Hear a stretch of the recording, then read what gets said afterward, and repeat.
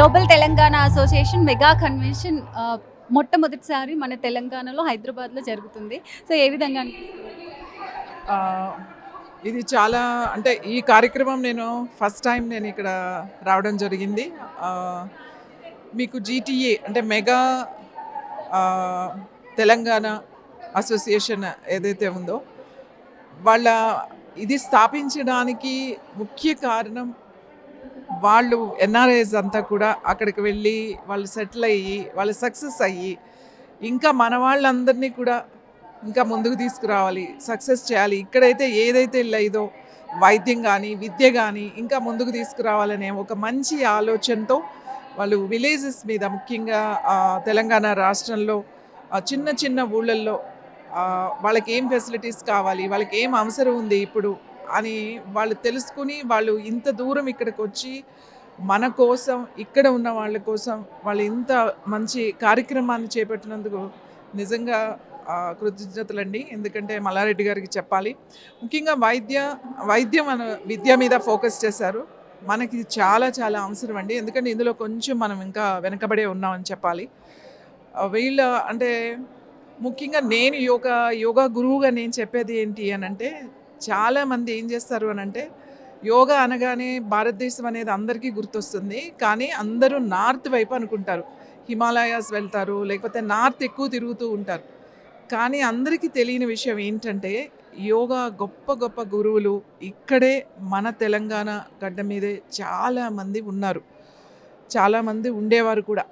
ఎందుకంటే స్వాత్మారాముడు 600 సంవత్సరాల క్రితమే ఆయన హఠయోగ ప్రదీపిక రాశారు. ఆయన మొట్టమొదటి తెలుగువాడు, అంత మంచి గ్రంథం రాసినవాడు. ఇప్పుడే చెప్పారు స్వామివారు మాట్లాడుతూ స్టేజ్ మీద, తెలుగు వాళ్ళు ఎంతో గొప్ప గొప్ప వాళ్ళు ఉన్నారు, తెలుగులో ఎన్నో గ్రంథాలు ఉన్నాయి అని చెప్పి.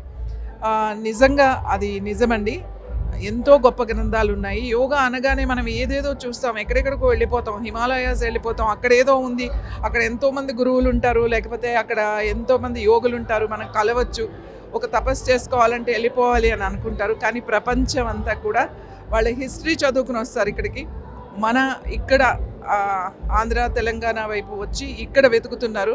కానీ ఇక్కడ సరైన ఇంకా అభివృద్ధి కావాలి యోగాలో.